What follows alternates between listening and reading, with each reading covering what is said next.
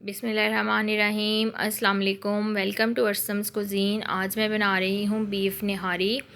तो वीडियो को स्टार्ट करने से पहले आप लोगों से रिक्वेस्ट है कि प्लीज़ मेरे चैनल को सब्सक्राइब कर लें और साथ ही लगे बेल आइकन पे भी क्लिक कर लें ताकि मेरी हर न्यू वीडियो का नोटिफिकेशन आपको सबसे पहले मिल जाए। और अगर आपको मेरी वीडियोस पसंद आती हैं तो लाइक करना मत भूलिएगा। तो चलिए इसको बनाना स्टार्ट करते हैं। एक अदद मैंने लिया है बड़े साइज़ की कढ़ाई।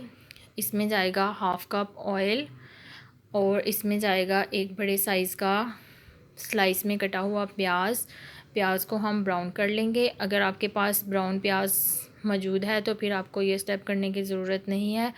तो मैं सब पहले प्याज जो है इसको अच्छा सा ब्राउन कर लूँगी। और प्याज हमारा जो था वो ब्राउन हो चुका है। अब मैं इसको निकाल लूँगी। किसी भी टिश्यू पेपर या किचन टॉवल के ऊपर आप इसको निकाल सकते हैं ताकि ये अच्छा सा कड़क सा हो जाए। तो ये सारा प्याज जो है मैं निकाल लूँगी। और अब इसी ऑयल में जाएगा 1 टीस्पून अदरक लहसुन का पेस्ट। इसको हम थोड़ा सा करेंगे फ्राई। और अदरक लहसुन जो था वो फ्राई हो चुका है। अब इसमें जाएगा बीफ। अंडरकट वाला जो पार्ट होता है बीफ का वो मैं उससे निहारी बना रही हूँ। इससे नली निहारी और बोंग निहारी भी बनती है, बट मैं अंडरकट से बना रही हूँ। 1 केजी मैंने लिया था ये अंडरकट का मीट। तो साथ ही इसमें 1.5 टीस्पून सॉल्ट ऐड करूँगी। तो जब भी कोई मीट बनाएं या चिकन का कोई भी सालन कुछ भी बनाएं तो फ्राइंग के टाइम पे मैं इसमें सॉल्ट जो है वो ज़रूर ऐड कर लेती हूँ ताकि जब हम खाएं तो वो हमें फीका फीका ना लगे। तो अब हम इसको थोड़ी देर फ्राई करेंगे इसका, ताकि कलर जो है वो थोड़ा चेंज हो जाए। तब तक हमने इसको फ्राई करना है। और ये फ्राई हो चुका है। अब इसमें जाएगी 1.5 टीस्पून रेड चिली, 1/4 टीस्पून हल्दी। और हम इसका अच्छे से मसाला जो है वो भून लेंगे। इसको अच्छे से मिक्स कर लेंगे। थोड़े बड़े बड़े पीसीज हैं तो बहुत एहतियात के साथ मैं इसको मिक्स कर रही हूँ, क्योंकि ऑयल जो है वो गिर भी सकता है मेरे ऊपर। तो बहुत एहतियात के साथ मैं इसको बना रही हूँ।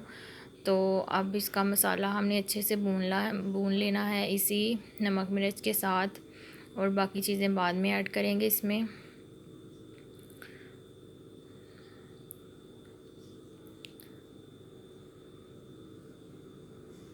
तो मसाला जो था वो भून चुका है। अब इसमें से थोड़ा सा जो ये मसाला है ऑयल इसका है वो मैं निकाल लूँगी थोड़ा सा।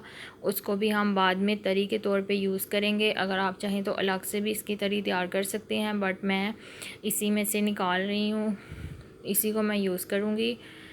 तो अब इसमें जाएगा थोड़े से और मसाले जाएंगे। 1 टीस्पून भर के धनिया पाउडर, 1 टीस्पून इसमें जाएगा ज़ीरा पाउडर, हाफ से थोड़ा ज़्यादा मैंने ऐड किया है ज़ीरा पाउडर।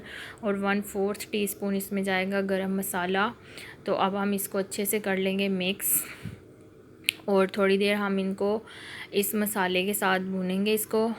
तो ज़रूरी नहीं है कि हम जो भी खाने बनाते हैं उसमें पैकेट वाले मसाले ही यूज़ करें। घर के मसालों से भी आप एक अच्छी सी डिश जो है वो तैयार कर सकते हैं। अब इसमें जाएगा 2.5 लीटर वाटर। तो सारा पानी इसमें मैं ऐड कर दूंगी और उसके बाद इसको पकने के लिए छोड़ दूंगी मैं। तो ये मैंने 3 से 4 घंटे इसको पकाया था। तो मैं शाम 6:30 बजे ये निहारी बनाना स्टार्ट की थी मैंने, और रात जो थी 10:30-11 बजे तक ये बन के तैयार थी। तो इसमें 2.5 लीटर पानी मैं जो है वो ऐड कर रही हूँ। अब हम इसको छोड़ देंगे पकने के लिए। तो इस स्टेज पे जब थोड़ा पकने लग जाए तो आप इसमें नमक और मिर्च जो है वो टेस्ट कर सकते हैं। अगर कम लगे तो और ऐड कर लीजिएगा।